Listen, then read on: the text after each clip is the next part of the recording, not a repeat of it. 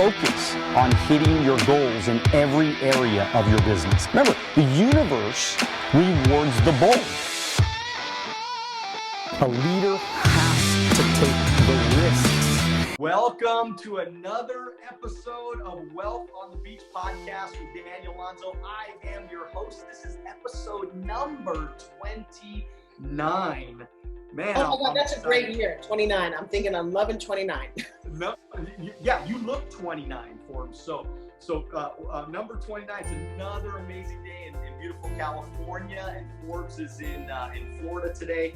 And look, guys, we have the $2+ billion, almost $3 billion lady, almost $3 billion in sales. I mean, look, she dreams it.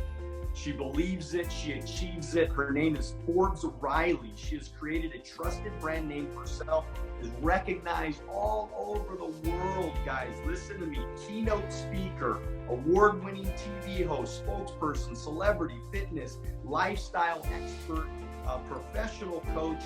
She's even an actress, and we might even ask her a little bit about her movie, a few of her movies that she was in today. Actress and author, Hall of Fame fitness. I mean, she freaking rocks, okay? So 181 plus infomercials, which she stole my heart with the infomercials because I am an infomercial junkie, okay? I was one of those little kids at, 10 years old, 12 years old at the fairs and things like that, watching the people giving the infomercials at the fairs. And of course, being up at 2 o'clock. She stole my heart there. She's been a spokesperson for Jack LaLanne, Power Juicer, Aerobed, Micro Grill, Spin Gym, Forbes Riley Spin Gym. We're going to talk about that today. And she's often been seen on HSN and QVC. Look, she says, okay, some say, I love this quote, some say we live only once, but I say if we get it right, once is enough. The great Forbes Riley. So what was it like to work with Jack LaLanne? Well, first of all, what is it like to have that kind of an introduction? I mean, you can call them, I'm going to videotape that and have every morning that I wake up, I'm going to hear how amazing I am. Because some days you don't feel it. So thank you for that, Mr. Daniel. I really appreciate you.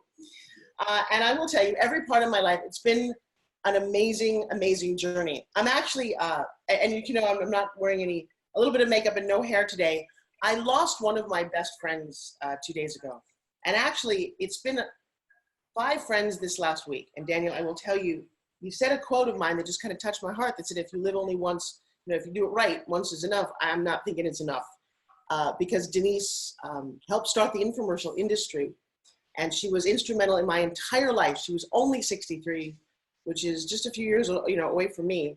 And at the epitome of health, the most beautiful, vibrant, she looked like the woman in Bewitched. That's who she was.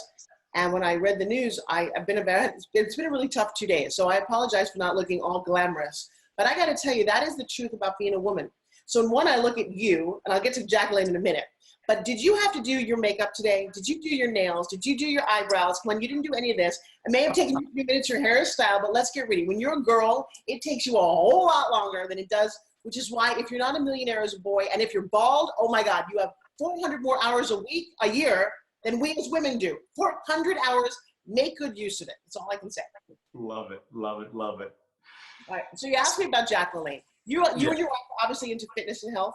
Yes, yes. Let me tell you something. One of the greatest moments of my life, I had just given birth to my twins. They were 7 pounds each, which means I had a 65-inch waist. I'm only 65 inches tall, okay? I had 1 more inch and I would have fallen over like a weeble. And a funny thing happened, and this is, I know your entrepreneurs are gonna love this, but you have to have a why. To be successful, you have to have a why. And the more annoying the why, the tragic the why, the bigger the game. So for me, my mom was 260 pounds my whole life. And I was now in my 8th month of being pregnant. And I'm a fitness expert, right? I'm on TV, I'm flying all over the world. And I called one of my producers from London and I said, look, I can't be there in January to do the Today Shopping special because I'm huge. And I don't know if it's ever gonna come back. I mean, I am so big, I can't get my arms around my own belly. And she said to me, Forbes Riley, I gave birth to my twins in the middle of the Bosnian War, figured out and get your ass there, no excuses, and hung up on me. And I'm like, oh my God, oh my God. No one had, so all of a sudden my perspective shifted.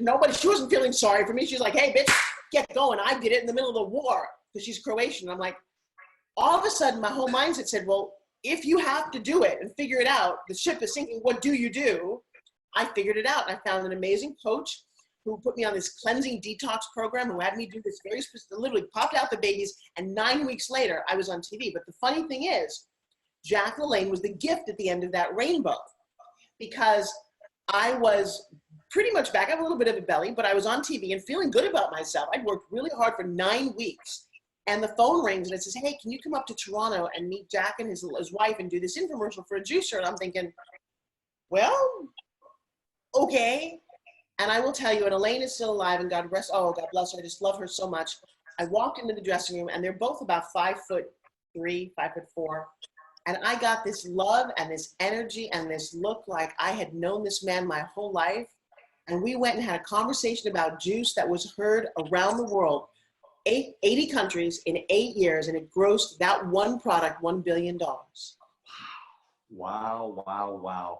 I'm a big juicer. I'm a big believer in juice and greens. I'm a freak about, drinking green every single day. And so it's really impacted my life. And of course, I watched Jack LaLanne. I mean, I watched those infomercials when I was a kid, so this is surreal. It's a little bit surreal to be on with you today, because, this is cool. This is like a, being on the other side of the fence. And so it's funny, I'm going to tell you, looking at you, you could have easily been, or you still could be, a co-host of mine, because you look young and vibrant. I just shot 3 new infomercials. I have one coming out for CBD pain relief, which is a big deal. I have one that is for stem cells that has been running for 5 years. And I'll tell you what, it's unbelievable the impact that product has had. And then I have a little neck exerciser that kind of helps this. And then I've got, I'm still at home shopping with my spin gym. Did you see how that just came out of nowhere? So yes, you could be a co-host. Who knows what the future holds for us? Why not? Forbes. All right, I love it. So let's get down to business, Forbes. I want to talk. I want people to know really who you are, and I want to take you a little bit back as far as your journey and being a young girl that I know it was rough. It wasn't an easy childhood necessarily. A little bit of loneliness and just tell us a little bit about your upbringing and your childhood and the good and the bad. Now, first, I have to compliment you. You're a very good interviewer. You've done your homework. You are passionate, you're enthusiastic, and for everyone watching who desires to have a podcast, I actually have a radio show a little later today. You have a really good style, and I just want to honor you and take a moment and say thank you, because not everybody does. Some people are very stilted and annoying, and they don't listen, and they don't really care. I get a sense that you do, which is obviously a reason that you do so well. So, yay. For me, yeah, obviously you looked at the old videotapes. I grew up in Long Island. I had 2 beautiful, loving parents who all kind of talk like this, because we all talk like this back then, right? And it only worked for Fran Drescher. And somehow at 8 years old, I ran into a baseball bat. My nose grew crooked off my face. I stuck my thumb. I had crooked teeth. Literally, my teeth all went in different directions. That's how bad it was. I wore braces for 8 years. I had a tongue structure for a little while. I talked funny. It was when fast food came out. I was overweight and I had really frizzy hair. Let me tell you something. That leads to a very, very lonely, odd childhood. And then when I was 14 years old, my dad slipped and he had an industrial accident. He cut off the whole front of his hand. And he spent 3 years in the hospital, 15 operations. And I will tell you, that was my entire high school. Bye-bye, beautiful girl. That's my Amy. And don't feel sorry for me, because I have a couple of what I call personal magnetisms that I live by. They used to be magnets on the refrigerator. Now they are specific moments that I hook onto in my life rather than feel bad. One of them is that you're the sum of the obstacles you overcome. And if I hadn't gone through that, I don't know I would be who I am. In fact, that's true for all of us.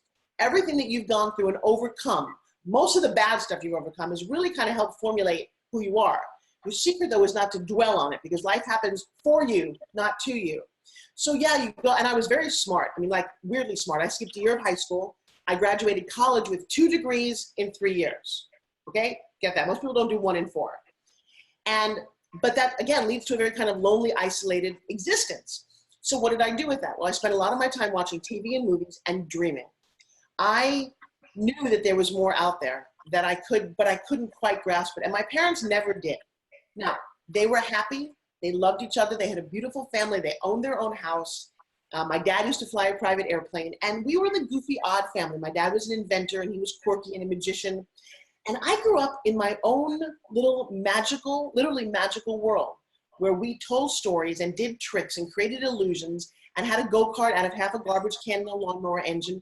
And I just didn't live a life like anybody else. Unfortunately, when you're a kid, they make fun of that and you're bullied and you're weird. And I was weird. And now I embrace the weird kids. I embrace those of us who don't fit in, who don't think that we're part of the cool. I don't know who the cool kids are when you're grown up. And I have now found, kind of like the land of the misfits in the Christmas story, that's who I'm a Pied Piper for. That's who I'm a role model for, because I overcame it. And when I look at my business card and I look at that girl who's got all the perfect makeup and the little perfect body and a business and a beautiful man and a great house, and knock on wood, dear God, thank you, please watch out for them 2 kids. Not everybody is this lucky. But I just want to say, Forbes, that number one, your dad, when I heard about the story of your dad, you know, as an inventor, that was me. I was like this head in the clouds kid, you know, as I wanted to invent something. You know, even Karma, we met, we've been together since we were 16. And even she was scared to be with me because she was thinking, man, I don't know, if he's an inventor, like he's either going to make it or break it real big, you know, like if you don't invent something big, you know, who knows how successful they'll be. And so she stuck around anyways, but it's funny when, and I always say that, look, normal, poor, weird, rich. And so I'm always reminding people, when you feel like you're a little bit weird, when you feel like you're a little bit outside of the box, just get ready. You're going to have some great moments that are going to happen in your life for you. Do you agree with that? Oh, absolutely. But I also have to be careful because I don't know that anybody is normal. I think the biggest thing that we all have to stop doing is comparing ourselves to other people and thinking people are better than us. They're not. They may have more money in the bank, but they're not necessarily happier. And again, remember I talked about that whole why. Why are you doing things? And so for a long time, I struggled with my why was to prove to my dad that I was worthwhile. Well, that was a really odd thing. But again, given my growing up, we all have a thought about our parents. And I took a seminar, a training one day, and I called my dad in the middle of this. And I said, Dad, I just want to tell you, I really appreciate you. And I just figured it out. I've been doing everything so that you would, you know, approve of me. And he's like, baby girl, you've had my approval your whole life. Now get on. I'm like, oh God, it was just shattering to me. But it has been a recurring theme in my life about approval. And when I finally got it, it was like literally the wind beneath my wings. So I'm in college and I just want to be an actress. But that didn't look like it was going to happen. I was going on a pre-law track because I auditioned for school plays in high school and I never got anything. I got townsperson number 3, chorus member, and dancer in the background. I never got anybody with a name. And so finally, senior year of college, and mind you, I graduated with 2 degrees. I was like head in the clouds, no boyfriends. And I got the lead in the senior play. It was Shakespeare's As You Like It, playing Rosalind. She's the biggest female character he wrote. She plays a boy. She's manipulative. She's clever. She's unbelievable. And when I saw my name on the call sheet, I went down to the director, who was also our only acting teacher, because it was kind of more of a technical school than a art school. And I said, why did you give this to me now? And he said, you are one of the most amazing communicators. You have such heart, such depth, such pain that you're trying to overcome, and then I looked at him and I realized that Professor David Richmond was 100% legally blind. He didn't see all the things that people didn't like about me. I mean, the nose had already gotten fixed and the braces had come off, but I still had those images in my head. And he just allowed me to understand that the most important part of you is on the inside. So you really, I mean, so, you know, and Forbes, that was a little bit of a part of what I went through as well. Just so you know, I was in Pretty Woman. I was an extra in the movie Pretty Woman. Okay. So just if you want to get a little context of where the direction I was going. So your story I relate to so much in your journey of becoming so successful. And you're my brother from another mother. Because you know what, I lost my twin. When I was born, my mom was in a car accident at 5 months pregnant, and I was born at 4 pounds, and my twin didn't make it. And so I've always been looking for that's part of my story too. I mean, how do you fill that out, whatever that is? I look for race people. I always look for family because I don't have I don't have any family. No aunts and uncles, nobody. It's like, wow. So yeah, I wanted to. Well, you got another good friend in Rancho Cucamonga now. So I just have a feeling we're going to have a lot of fun together. So, hey, look, one of the things that I admire about you so much is the things that you talk about as far as being a mom. Because a lot of the people that are listening right now, that are watching and listening right now, they're moms. There's a lot of moms, and there's a lot of moms that have the guilt mom syndrome. Oh, and okay. They feel bad, right? Because they're working hard, they're after it. And I'm inspired by you because you have a different way of looking at things that I so agree with. So tell us about that. You know what I'm talking about. So tell me about. Let me share something with you. And I haven't come out with a program or a book about this, but I will at some point. In fact, my first book was going to be called Being Mom. And the first person I interviewed about being a celebrity mom was Kris Jenner. And that's kind of funny. And I ended up giving Kim Kardashian her very first infomercial on television. If you actually go to YouTube and type in Forbes Riley and Kim Kardashian, before she was anybody, I helped give her her first start in television. Wow. So just so you know, Mr. Daniel, I have a knack for finding talent. I found Billy Blanks. I found, a lot of people along the way. But being a mom is really important. I have a lot of philosophies, actually very specific philosophies on how kids get to share, on the whole I want game, on how you train your kids to really, and I think it worked. Now I had two at the same time, so I could kind of experiment on my kids, but I used to train dogs as a young girl. And I'm in the book, the Chicken Soup for the Soul series, I'm in the book called Busy Working Moms. And this story that I created is there about how you train your kids like dogs. At the time when I had my kids, that horrible show called The Nanny, where that British nanny used to run around and she used to go to people's homes and kids were running amok. And I thought in my life, my children, no one's gonna run my life like that. I said, so there must be some systems to how to do this. And so I started the What Do You Want game, which I still play to this day. I had my two little babies come up, and you can't teach an old dog new tricks. If your kids are over like 8 or 9, don't try this. But if they're little, I would say they always want something, right? Hey, mommy, I want milk. I want a cookie. Great. I would say, well, if you want a cookie, I want you to wiggle, wiggle, wiggle. And they would wiggle, wiggle, wiggle, both of them. Very cute. And then I would do 10 things in sequence. I said, if you want a cookie, touch your nose. If you want a cookie, touch your head. If you want a cookie, count to 3. 1, 2, 3. If you want a cookie, and I would end it by saying, give your sister or brother a hug. If you want, and I would say these exact words. If you want a cookie, say, I love you, and they would. And then I said, if you want a cookie, turn to me and say, I love you, mommy, and give me a big hug. Well, to this day, I'm going to tell you something. My kids don't really fight over things. I can still get them to do something if they say that I want, because that's the moment that when a dog is begging, going, I want the treat, I want the treat. You say, give me your paw. I'm like, okay, give me your paw. They give you a treat. It's the same psychological concept of reward and for pleasure. So when a kid says, hey, mom, I want this, you say, well, great, I want this. My kids are like, okay. I tried it at a party when they're about 9 years old. My son and daughter were like, hey, mom, I want this. I looked at them, and there's a whole bunch of people who knew this story, right? But the kids don't really get it. And I said, really, you want that? I said, well, if you want that, I want you to clean your room. And they were like, okay. And people looked at me like, I'm like, I know, trust me. I did, and every day, now this is funny, my daughter got mad at me because I think we were in such a rush lately that I was saying goodbye on the phone and I wasn't saying I love you. And she pulled me aside and said, Mommy, I don't understand this. She said, every time we hang up the phone, every time we see each other, we have to say I love you. Don't know if I'm ever gonna see you again. And I'm thinking, I put that in her head when she was little. They always said, I love you, Mommy. So think about if you're a parent and you don't get that, but you want it. My sister, many, many years ago, told me that what you do with your kids is what you do with your kids. Like, what does that mean? If you put your kids in your bed to sleep when they're little, they're gonna wanna stay in your bed. It's gonna be hard to kick them out. If you let your kids run all over you, it's kind of hard to rein them in.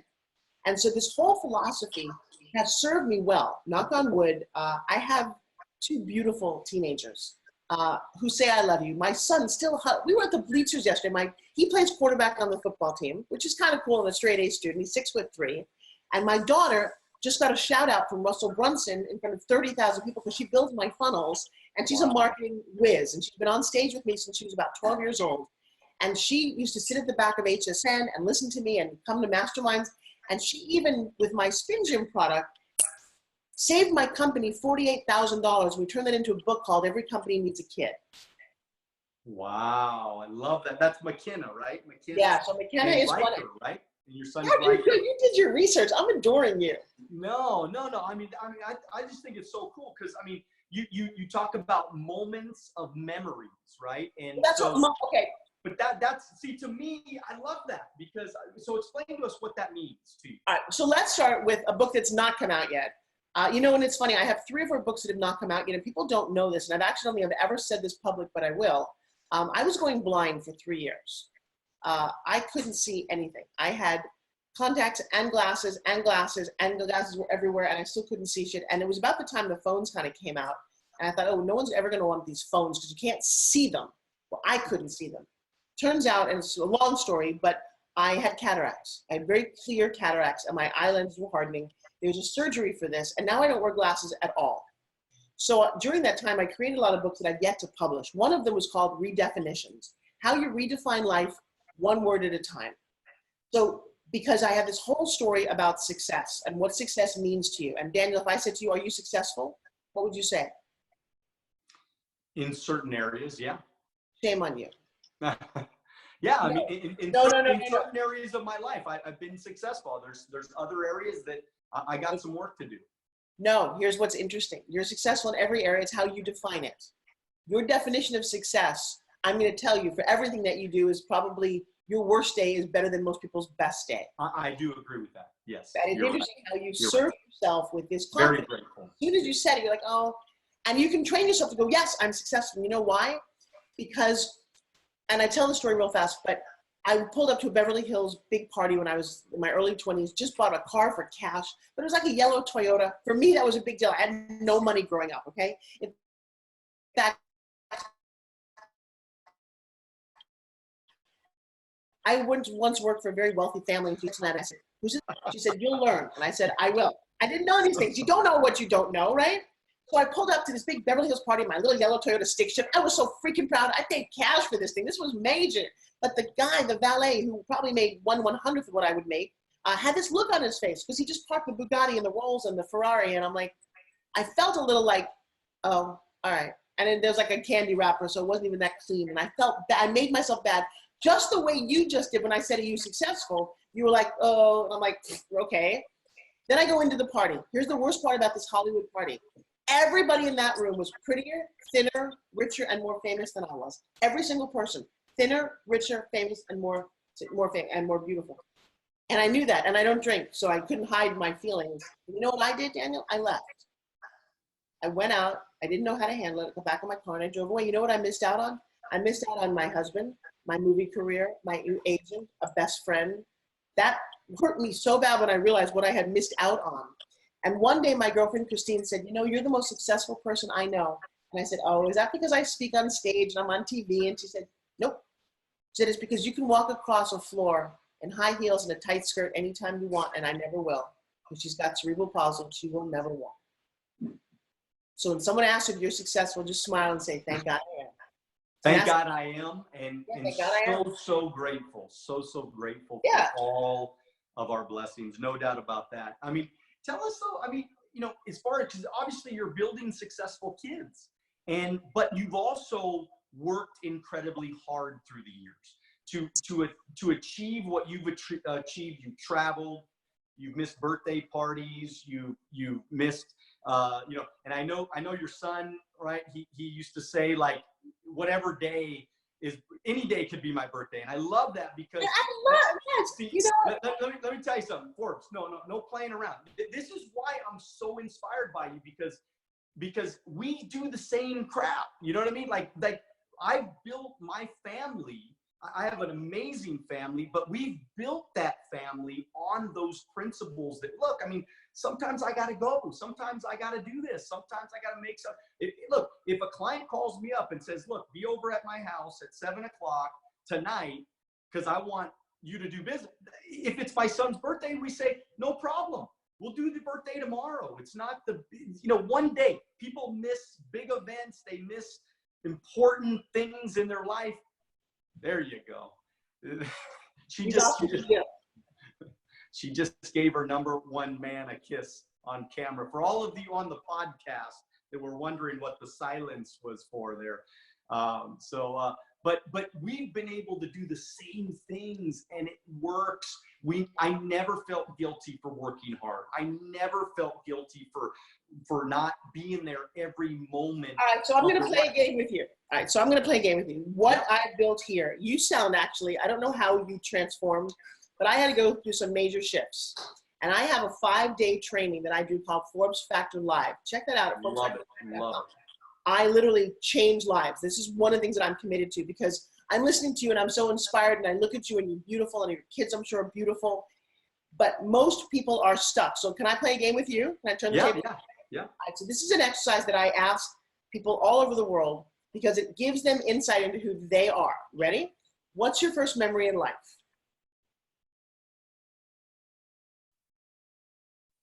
Climbing to the top of the house and jumping off the house. I mean, Okay, so stop. That's the first thing that popped in my head right now.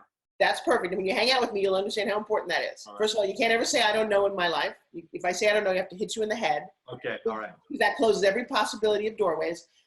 What decision did a little boy make about life based on the fact that he climbed to the top of the house and jumped off and was fine? That I could do anything. That I could do anything. So stop. Let me ask you a question. I can do anything. How does that run your life, my friend? How does it run my life? I can do anything. That's I can. I mean, it's defined my life. I mean, let me tell you something. How different would your memory have been if you jumped off and broke your leg, mom and dad weren't there, and strangers had to take you to the hospital? Totally different. Your life would have been totally different. Right. So I interview people this way all the time. You are one of the top 1% of people. There's only 1% of anyone I've ever talked to that has a happy first programming memory. I can do anything runs Daniel Alonzo's life. It's why you're listening to him. It's why he's smiling. It's why he's successful. So then you say, well, wait, I didn't have that. I was the kid who fell off the roof and broke my leg. Mom and dad weren't there. And I made a decision about life that no one's ever going to help you. You have to do it on your own and struggle. That decision I hear from so many grown people. Okay. And what I have the ability to do is go in there and fix your first memory so that it's as positive and wonderful as you are. Because I'm going to tell you, you're running around coaching people, telling them they can have everything. And the problem, Daniel, is they don't have your first memory. They don't have the wiring. And I call this recall, rewire, and reboot. And we do this with your brain because part of what my passion, maybe I had the oldest time I spent alone, your brain has a phenomenal way of working. And it's not you. Your brain is not you, and you are not your brain. In fact, your brain is an organ, and it's the only organ that named itself. Think about it. And there's pathways that fire. And what happens is you can adjust those pathways. And I've come to this conclusion, this is my theory, that your brain is like a computer, okay? If I said the word high school, what files pop up for you right now? Pictures, documents, videos, all kind of files. And every one of them is in a file cabinet, right? Well, that's great. So the first, and by the way, somehow we take these horrible memories of us and we put them in a file and put a big bow on it. And we meet somebody new, they go, wow, I can't wait to tell you how crappy my life has been. Let me tell you. And you're like, why? You can take that and you can take that big, horrible memory and you never forget them, but you can take it and put it behind something that's a lot less tragic. And it's how I survived having a young man that I raised for 12 years, Dexter, murdered. It's how I survived the death of both my parents. It's how I get through a day sometimes because I've had some horrible things happen. And the way you organize your brain and what you focus on, it is something that you can fix. It's not therapy. I don't need 2 years. In fact, I do this in 30 minutes with somebody, and I can even do it on a Zoom call. I can tweak that so you become happy forever. And I will tell you, Daniel, I'm sure you have clients who you have given the keys to the kingdom. You've told them all the things that work for you, but they didn't work for them. Forbes Factor is the difference. Love that. Love that. Love that. And so just before we get too far away, I just want one thing out of you. I want you to tell all of the mothers out there that might be struggling with the mom guilt. What's your advice to them today? Okay, I got two things. One day McKenna calls me. She's about 8 years old. She said, hey, mommy, do you still love me? Oh, shit. And I was going to do what we all do. Yeah, baby, I love you. I miss you. You know I love. And then I said something, said, don't do that. If you do that, you will get that the rest of your life. I said to my daughter, I said, McKenna, did the sun come up this morning? She said, of course it did, mommy. I said, great. Every morning the sun comes up, you know that I love you with all my heart. Oh, mommy, I get it. I will tell you, I've instilled that into both of my kids. You talk about the fact that every once in a while I'll miss a birthday. In fact, the first 2 years I had to change their birthdays completely. But I focus on this redefining. If you go back through your own personal childhood, do you remember a lot of the dates?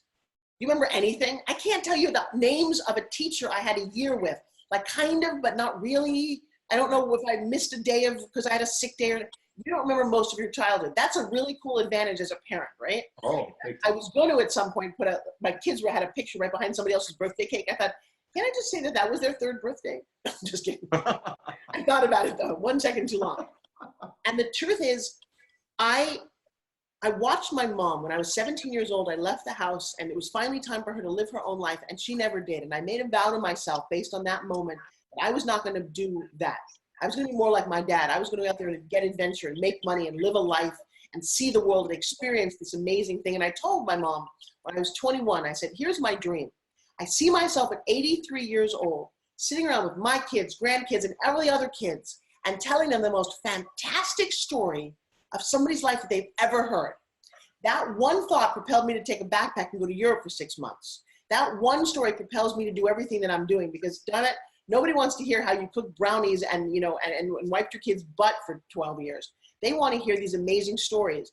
And so I have an agreement with my kids. I redefined the word mom. I redefined the word diet. I redefined the word sexy. So sexy, S-E-X-Y, is seeing excellence in yourself. Like it. Diet, not about calories or starvation. Diet, D-I-E-T, decisions. I eat today. You want to look like Joshua? His decision is go to the gym. If you want to eat a brownie, that's your decision. You got to understand that that's all you do every day is you make decisions on what's important to you. And when it came up with mom and dad, I thought, you know what? I don't remember most of what we did with my mom, but I remember certain memories. I remember my sweet 16 that she worked hard for. I remember my wedding. I remember all kind of moments, because M-O-M is moments of memories. So take that and make it count.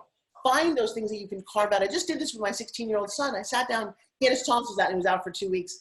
And I said, what do you remember about your childhood? Because I remember, your whole thing. I was there, but they weren't really. They kind of wake up at like age 10 and go, what have you done for me lately? You're my mother? And I said, do you remember going to China? Do you remember going, and a lot of it was trips. Do you remember going to Germany during Christmas and skiing in Italy? Do you remember going on a Club Med? I don't care if it's going in a trailer park, wherever you happen to be, but it seems that going on a trip solidifies memories and smells and foods. I can remember going to Africa. And by the way, don't look at me and go, oh, she's got lots of money to do that. No, I went to Europe on $20 a day. I went to Africa for 6 weeks on hardly any money because I understand how to do that. Now, staying in nicer hotels better, but I did the hostel thing. I forged my Eurail pass 3 times on a train. I get it. So, finding any time guilt kills both things. One, when you're with your kids, you're thinking about work. Don't do that. Put the phone away. Get it quiet. One of my favorite things with my kids, a kid on each arm sitting at the movies. We go to the movies as the 3 of us, and they will still crawl into my body. We bring a big blanket. We'll sneak in some popcorn just to kind of do, no, we take the popcorn. But we do this thing. We go roller skating on Sundays, the 3 of us. We've been doing that since they were 6 years old, because I used to be a professional roller skater. Make those memories with your kids, so when they're older and they don't remember the school play that you might have missed that you're going to feel horrible about, or the dinner that you didn't do, or the time you took a client, they don't remember any of that if you frame it right. If you let them know that you're doing this so they can go on that trip or live this life. My kids will often, my kids went from a private school to a public school, and I did that for a lot of different reasons that I'll share at some other point. But you got to be a child of the world, and you got to be a very open-minded citizen, and to be privileged is not a good thing. Nice and all once in a while, but you really got to understand that you can't do something at the expense of someone else. So my kids are in public school, and my daughter drove somebody home the other day to the South Side, right? And I raised a kid from the South Side, so I know what that is, and I know the mentality down there. And she came home and she said, Mom, I just want to hug you. She said, I don't think I've been as grateful as I am right now, because in private school, we weren't the richest kids. And I used to think about that. Okay. I mean, we got people who have private helicopters landing on their roofs around there. And she said, but now I realize that I'm grateful that you sent me to this school so I can see how other people live, how grateful I am, and how hard you work for us. That's what you want to hear. And DAD is dedication and devotion. You want to think about not going to your son's baseball game? listen to Cats from the Cradle, the song. Right, right. My heart, I can't listen to the song because I want to know that I've spent as much amazing time with those beautiful creatures as I can. But more than anything, Forbes, they love you because you paid the price to give them just a little bit better life. You did everything in your power. And look, I call it compartmentalization. I mean, I'm big on compartmentalizing. I mean, when I'm with my kids, I'm with my kids. When I'm working my ass off, I'm working my ass off. When I'm, with a client or a friend or building a relationship, whatever, I'm in the moment with them. And I try to do my best in everything that I put my mind to do.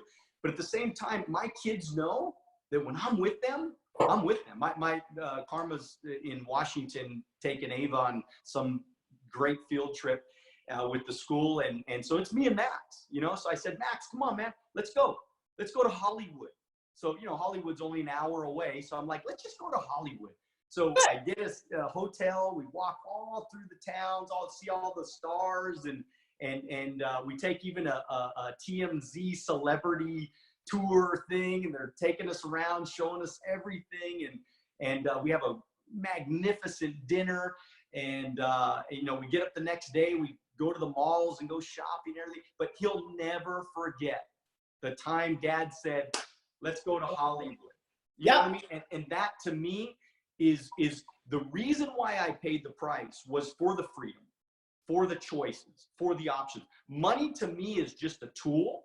It's just an option to be able to do the things that you want to do whenever you want to do them. So look, Forbes, this has been phenomenal. I swear, I think we could go another 2 hours for sure.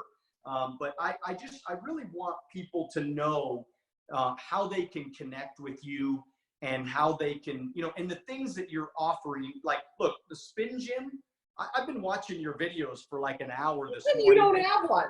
Wait a second. I end every one of my calls, every one of my trainings. I know. I do not have a spin gym, but as soon as we're done, I'm on the computer ordering my spin gym for sure. I promise you that. But I know how to. Wait, so stop. Wait, I got another thing to say. So I'm going to give another chit to Daniel. Okay. Daniel just did something that a lot of people don't do.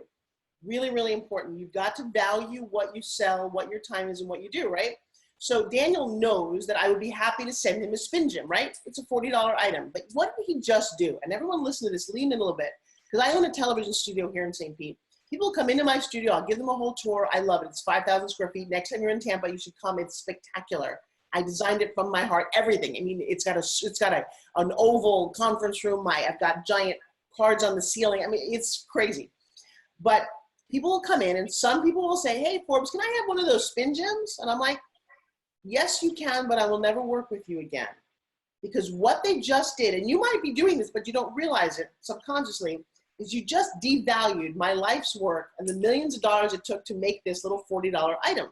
Okay, and I didn't realize that because a lot of them, here's my book. It's not about me not offering it. They ask in that way, going, can I have that? Well, sure, but you're never going to come back. What you just did is one of the things I look for, kind of like Willy Wonka when the older guy gave, when Willy Wonka gave the kid that he tested him one more time. That's one of my personal tests.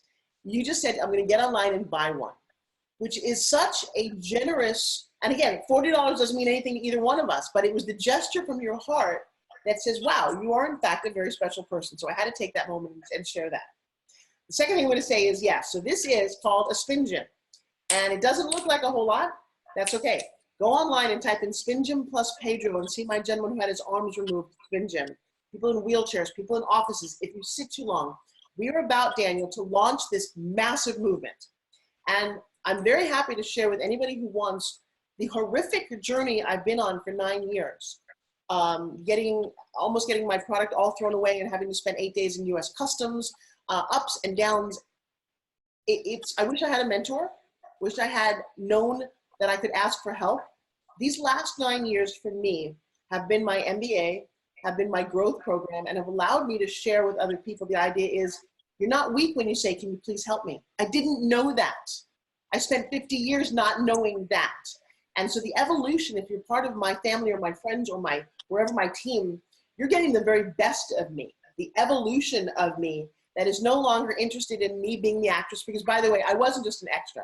I've actually starred in about 8 movies, a couple television series, Broadway. I've had an amazing acting career. I just did the lead in a film called The Cure, which is a very important sex trafficking movie. So I still get to live my dream. But this was a dream and a nightmare all at the same time, because I didn't know business. I didn't know you could get hurt that badly. I didn't understand. I mean, I grossed 1.2 million one day. Let me tell you something. That's good and bad. I had to invest $500,000 to get to that point, and there were no guarantees. So being able to push those chips in and understand, and by the way, there's no guarantee if you work hard that you will succeed. Let me say that one more time.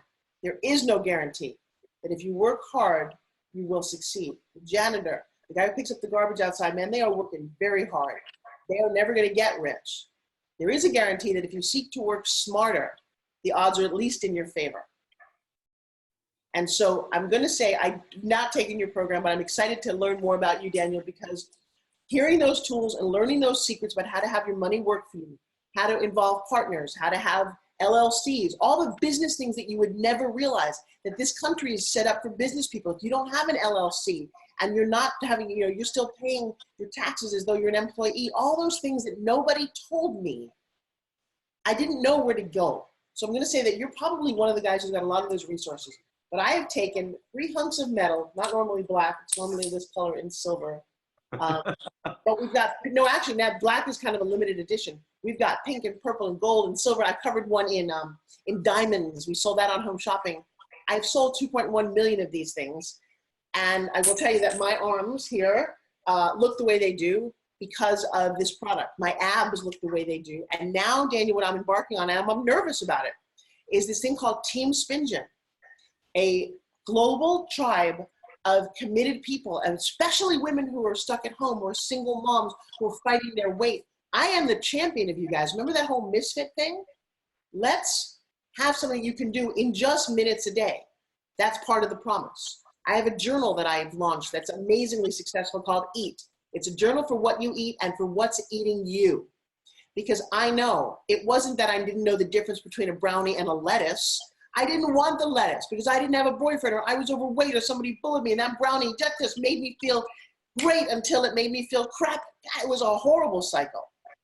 What I had to do is I had to get happy, and it's a 42-day program.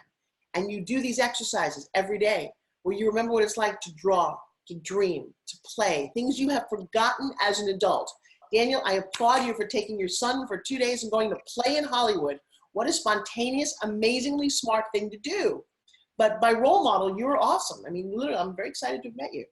So it's important that you follow the dream, have the mentor, get the right coaching, and then you get to work hard when you're on the right road. What does it matter if you're rowing your boat in the wrong direction? It takes a lot of energy to go wrong as it does to go right. That's it. That's it. I love it, Forbes. This has been just an amazing, amazing conversation. I can't tell you enough how much I appreciate your time and just your wisdom. I mean, come on, let's be honest. I mean, you've lived, a great life, with some good, with some bad, with some experiences, with some everything.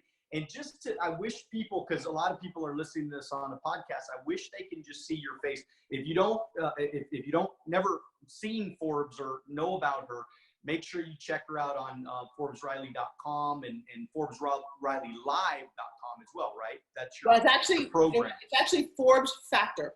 Forbes Factor, I'm sorry. ForbesFactorLive.com is in fact this 5-day training. I would love you and Karma to come out. You can even bring the kids. We have a beautiful couple condos out here. It is 5 days of training. And I think why it might be interesting for you, one, it deepens. I mean, I have trainers come to it all the time. I am better because I take it 4 times a year, because I teach it. But I will tell you that it also, like I said, it might be amazing for your students, for your clients, who it's really designed for somebody who believes they're successful but keeps hitting their head against a wall and just not living their best life. And you're like, what's missing? Well, I will tell you, and it's about connecting the dots. I love doing it. And we also make money in class. You would love this. My students average between $500 and $3,500 as part of my training because I teach you to pitch. That's what I do on Home Shopping, right? I pitch. Love it, so, love it. One hand Well, washing. people need it. people need it, Forbes, because people need to understand how to sell. They need to understand how to influence others to their way of thinking much, much more effectively. Unfortunately, we just as a society don't teach our kids how to sell in school. Oh, well, okay. We don't This teach is our kids how to be influential. This is you and I are going to do another podcast together because you're so good and I'm having so much fun and I want my audience to hear this as well. But I hate that word sell. That's one of my dirtiest words. Okay. So that's important. And I teach people this. And if your ears went, I hate selling too because I hate being sold. Right. I talk about engage, enroll, and excite. And as you can hear by my voice, that's what I've always been very good at. That's how we enroll people to buy 1.2 million spin gyms on home shopping when they can't touch it. So those secrets to enroll people and it's exciting. I think salesmen, this is what my dad always taught me, they were like horrible people. They went out and sold people. I said, no, but Dad, if your job is to enroll people into their own life, into a vision, into a product, you get up and you're excited every day. It's a completely different experience. So I think that we should dedicate a conversation, you and I, that we can both use about the secrets to making money through the process of influence and enrollment. What does that mean? Or the other word, to sell. Right. I like that. Let's do it. I'm a go, man. All right. Well, hey, everybody. We are on with Forbes, the great Forbes Riley. This is Wealth on the Beach podcast with Daniel Alonzo. And hey, look, I want you all to make sure you connect with Forbes. Check out her website. Even just Google her. There's tons of information, videos, all kinds. Wait. There's one more thing. Watch this. Are you on your phone right now or do you have your phone handy? I'm actually, it's filming from my phone. Okay. When you're off, write this one down. ForbesRiley360.com. Okay. I have the coolest new platform that you can have for $24 a month. All my social media is in this one place. Okay. Forbes Riley 360. You'll see my Instagram and my Facebook and my websites and my LinkedIn all right there on your phone on the most beautiful screen ever.